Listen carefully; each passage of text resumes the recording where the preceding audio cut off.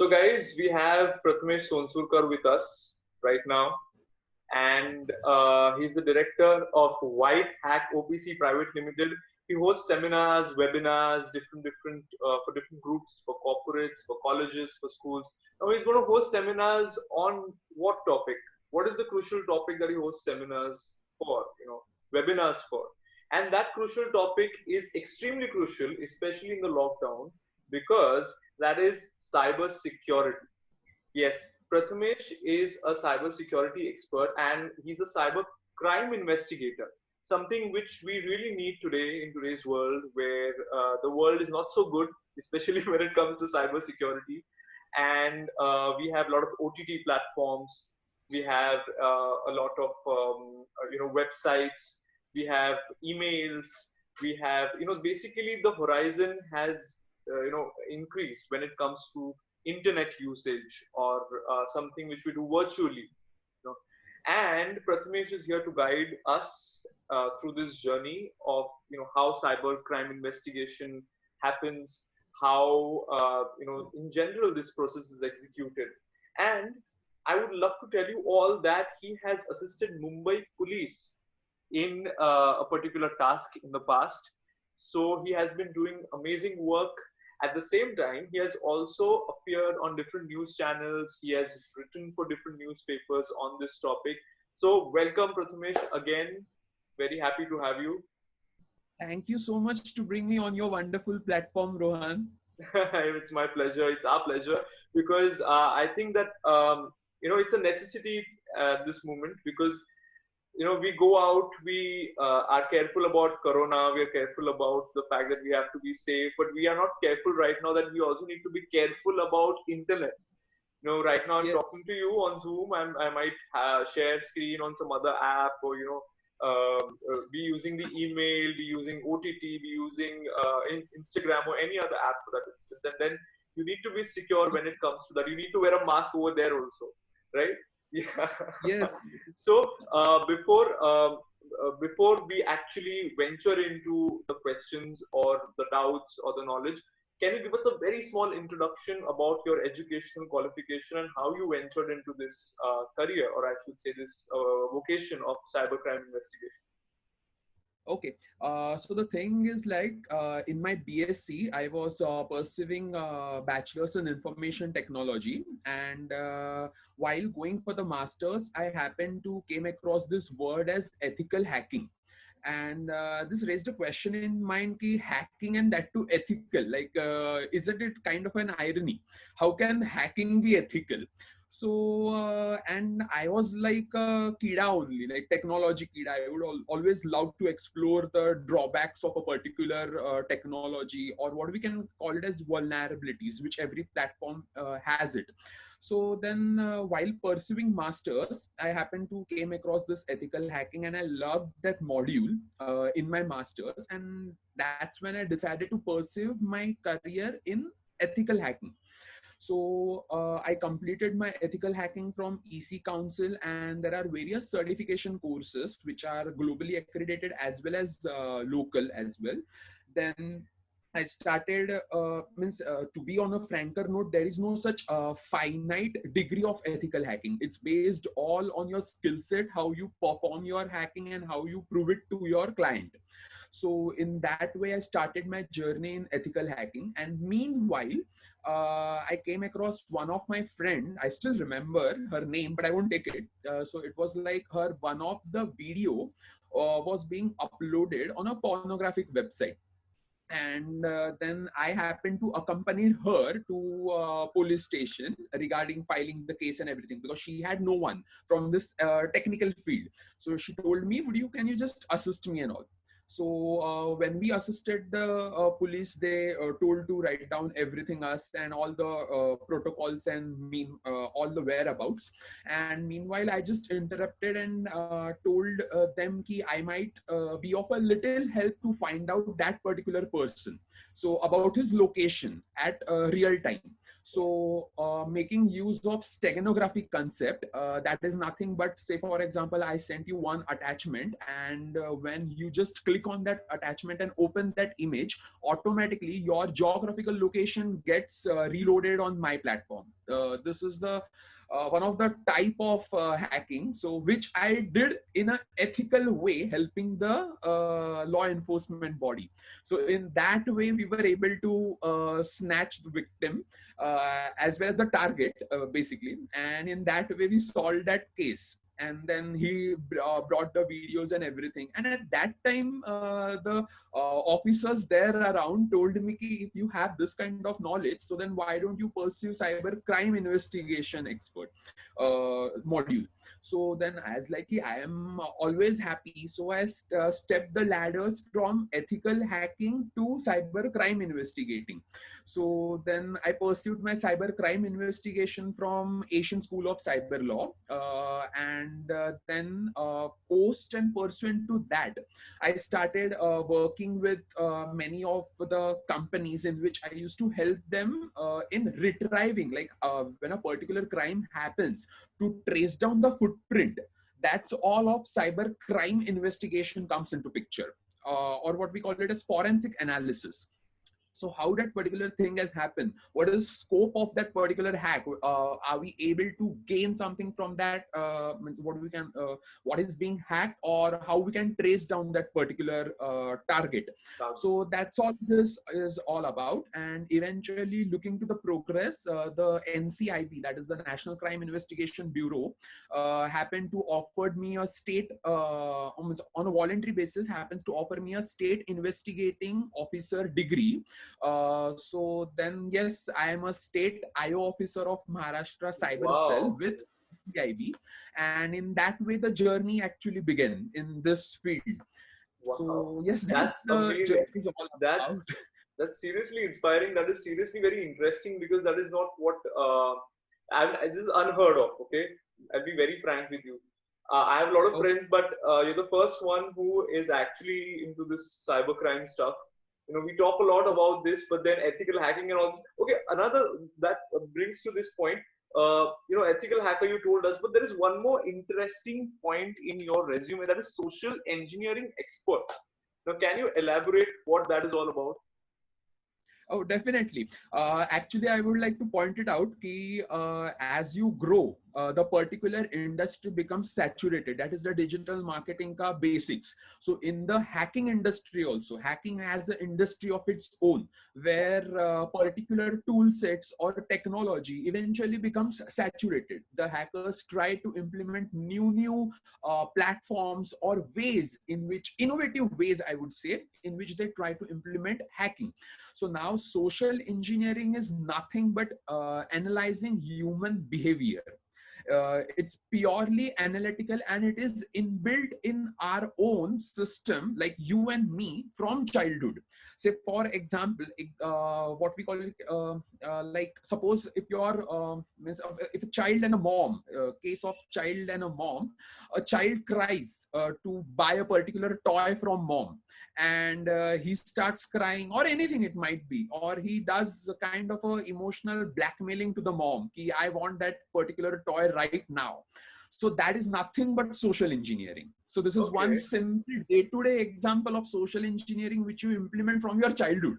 That remote control toy, I want that remote control toy. Or in fact, I had also done that fun school ka Beyblade part. Like I still remember. Everyone has done that. Metal wala alloy Beyblade, I want that metal wala alloy Beyblade only. So these are all social engineering. And now this social engineering is very natural. But the thing is that what hackers did is started implementing and analyzing this social engineering approaches in a more structural manner and in a methodological way to perform hack.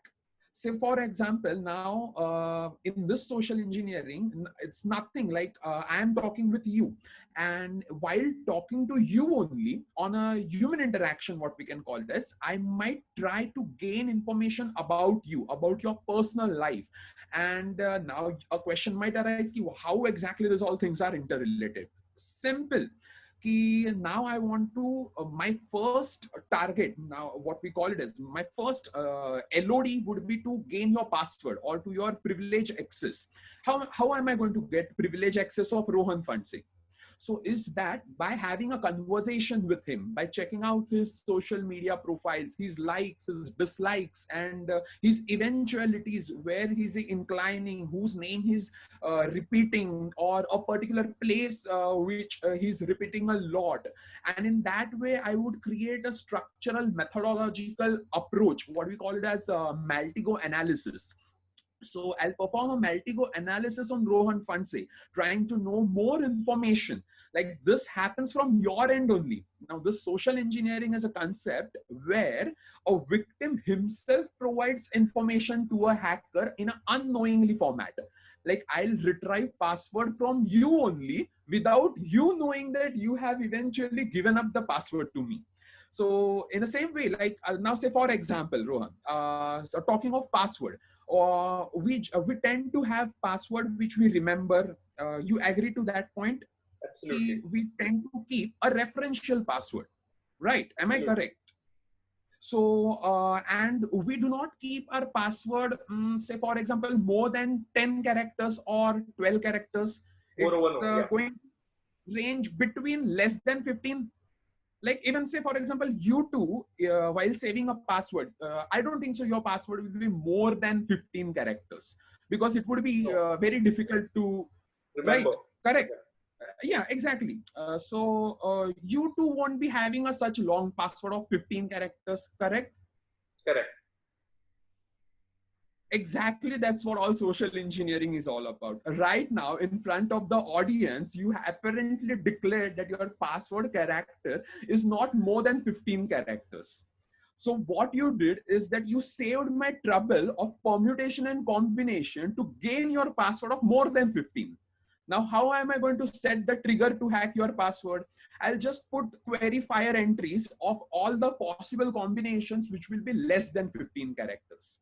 So this was just a one-on-one, I guess, 20 seconds of communication which I had with you, where I split up the information from you only. Right now, I first aware you what social engineering Yeah. is all about. And Yeah. still, I was able to gain one hint that your password is not more than 15 characters. So Okay. this is I take just those words back. so this is, so yes, dear Rohan's followers, if you want to know Rohan's password, it's not more than 15 characters. So so that's all social engineering is all about. Social engineering is nothing but a subtle art of gaining user credential and highly privileged information from our target without them actually knowing that they are splitting out information to a normal human being. So this is a new level of hacking. Means, frankly speaking, if you ask me that whatever is shown in the Bollywood, something they do taka taka taka and that the screen rotates and that hacking happens, please, hacking does not occur in that way. And I hate when people say ki Prathamesh, oh, you to have that screen where you do something taka taka taka and that hacking occurs. I like, fair enough. You Yeah. take your Like, light and you do the hacking. I'm sorry to interrupt, but like in movies, they usually show they're wearing those headphones, and I swear. usually It the guy is wearing is a a cap, which madness is of the probably kid to which wear is that probably the hat. other way around. And then he's going to be like, sir, ये यहाँ ऐसे हुआ है, यहाँ ऐसे हुआ है, and खड़ा रहा, वो अभी इधर है और वो अभी इधर है, आप जाके उसको yeah. पकड़ो. No, So that's not guys, how hacking happens. yeah, you must have understood that social engineering expert. This is what he just explained. He actually demonstrated an example with me, right now, and how people do hack.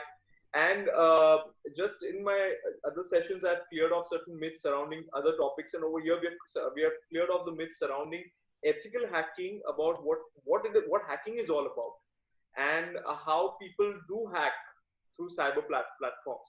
And that is very well explained by Prathamesh.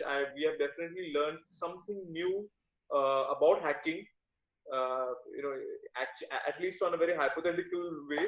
I want to ask you, what kind of seminars do you actually host? Are they on cybersecurity or per se, or are they on some other topics pertaining to cybersecurity and stuff? And where do you host such seminars or webinars? Okay, so the thing is that talking of the seminars, I have devised this seminars based on the audience. Now, when it comes to the school level, means that is for the 8th, 9th, and 10th, for the girls and boys. I happen to take those seminar from their angle. That is, I mainly highlight about the safety protocols which you need to implement on social media pages Yeah, when you just land up on those. correct. So if you check the crowd wise, the seminars depend. So for schools and colleges, mid bachelors, my mainly focus is on their area where I help them to understand how exactly hacking occurs on a social media platform. Because Rohan, if you see any product when you buy, be it even a simple toy for your small kid, that every toy comes with an instruction manual. But the thing with the social media is that eventually we don't have any kind of instruction manual system. Like we all just happen to sign up based on a peer pressure. Like if you're there on Instagram, I also need to be Instagram to match that periscope. What we call it as peer pressure. Like Your say for pleasure. example, if I ain't there on that platform, eventually my lack of what you can say activeness is going to get reflected if I'm not there on that platform.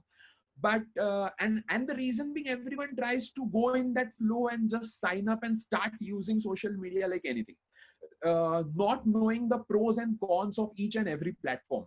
Yeah, So in these seminars, I happen to highlight the pros and cons which should be taken into consideration when you're using this platform, because this platforms eventually connects you to the entire world. And when I'm talking of the world, frankly speaking, you have no idea to whom you might be connecting to. So you should always try to implement, I always say in the class, that is first line of defense. That is the LOD, SLOD, self line of defense. So now in this first self line of defense, like various key points are highlighted, like enabling OTP, like the security is there of that particular platforms. But the only thing is that the masses are unaware of how to use that particular platform. oh, So in that, I right. implement those kind of training for them, where I teach them how to secure self on those platforms. Now I also provide them with the knowledge of, in case a particular hack occurs or uncircumstantial event occur, what are the steps you should implement as a user. Say for example, if my Instagram or my Twitter is hacked, I don't know, like I don't have access to that social media only, as my media is only hacked. So where am I going to release my concern, or what are the things which I should do apart from the police station? Yes, approaching the cyber cell of our police is the definite finite step, but we always have a first line which you need to implement. So is that every platform has a basic URL. Say for example, if you don't have access to your accounts, what you can do is you can simply click on those URLs and mention your profile name, ID, and everything, and the cyber team of that particular platform will eventually get back to you. So now this is something which the common masses don't know. Like say for example, Facebook, Twitter. Oh, acha, you also don't know. Oh, okay. So exactly. So say for example, Twitter, Instagram, Facebook, Pinterest, and every platform has a recovery link. Every platforms comes up with its own recovery link. So I always means educate the masses ki you should always keep a track of this recovery links in your notebox or somewhere you should save it, so that in case, means it should not happen, but in case of an unavoidable circumstances, you can simply click on those links and just do the following steps and get back your account. Because Facebook being the most secure app, it keeps a track of your MAC IP along with the IP. Yes, yes, So yes. having the device which you have used, you can eventually get back the access. And like there are various trends like Facebook face recognition, security protocols, notifying irregular IP domain ranges, and many more. So you should just need to explore this security by your own self, because yes, security comes at a cost, but at a alertness should be your prime concern. So Absolutely. yes, that's how the seminar takes place on this technical aspects. And the sublime hint which I always add in each seminar is of the women's safety as well, because the current trend which is moving, it has been seen that the most of the time women is the only sector which is being highlighted and exploited in both ways, on a social media platforms as well as in real day-to-day life is also, if you can see. So, and generally this is because it's all human behavioral, again social engineering. Why women are only victimized is because women tend to have a trust factor more easily than a man. Yeah, So this is something which is being exploited by the hackers in a negative way. is that true? And the screenshots and those dark rooms and boys locker room, in case you might have heard, which have been trending in during the COVID time. All those things comes into picture. Oh no, but yeah, that is trending actually. The boys' locker room, the girls' locker room. This is nothing but a byproduct of ease of access to technology and Yeah, lack of knowledge in how to safeguard that particular technology. So I always say when you are trying to install a particular platform, curiosity is at one part, because I completely understand curiosity eventually lands you to separate links yeah, yeah. during the teenage phase. These are the set of crowd which have been exposed to the outside world, so curiosity is very natural, but having a guided approach to that curiosity is what separates you from a good and bad. So you should always have that line of control around you. So that's what the training and seminar revolves around. And yes, in the last, in case of an unavoidable event, whatever happens and how you can get back to your account. So a gist and a summate ideas have been explained in those seminars. Amazing. We got to know so much because through seminars, he's educating people, he's educating young kids, especially women's safety about social media. That was one point which we covered over here, because social media is one of the most crucial tools through which people may hack into another's account and their privacy and everything. And we are unaware of that, and we just got to know that there is this recovery link. Even I was unaware, and I am sure most of the people over here did not know about this recovery link. So this point also got covered about social media, which is such an important point.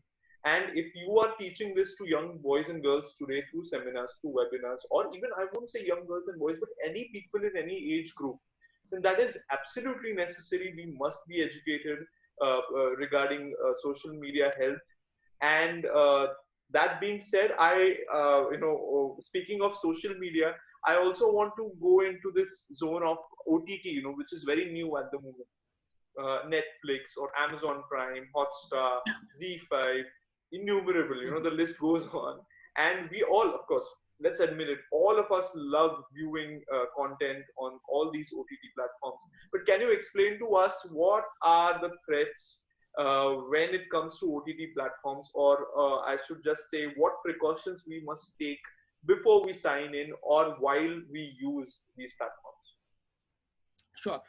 In fact, this is the nice point you highlighted. In this COVID trend, the rise of OTT platforms is increased by 46.7%, Rohan, the viewership I'm talking, No daily surprise. viewership I'm talking of. And including the overall. And there are new OTT platforms which have been emerged as well, along with the existing giants. So the problem with all this OTT is that those are secured, but again, it comes to us, the humans, how we tend to operate it. Now, I have seen many a times during my seminars as well, especially the girls, huh? What Yeah, they do, simple, for example, Netflix. Now Netflix, the costing of monthly, I'm not talking of mobile but a desktop, is of rupees 650 a month. yeah, yeah, So correct. what these girls used to do is that they used to create a group of 4 girls, and they used to share one user ID and password. like because Netflix allows you 4 to 5 logins, multiple Yeah, yeah, logins. yeah, yeah. So they used to create such groups of hum char hum paach aise group names bhi, huh? They used to have these names also. Like I I happen to came across one of the group were labeled as hum paach, and in that there was 5 girls, and everyone has the access to one Netflix account.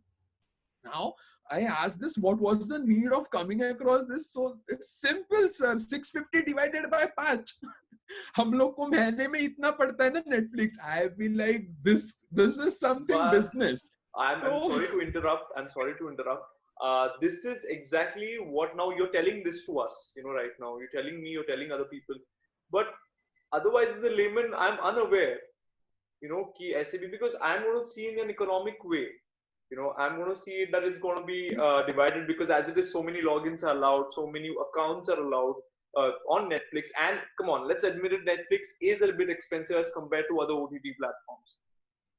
So now that you're telling us, now this train is going very interesting. Okay, now this train has become oh, really this really is interesting. this used to happen since ages. I happened to came in during this time, Rohan. Yeah. So what happens is that when they share the account, there's no harm. Now Netflix being a very good OTT platform, it has its policies being strict, and those are safe. You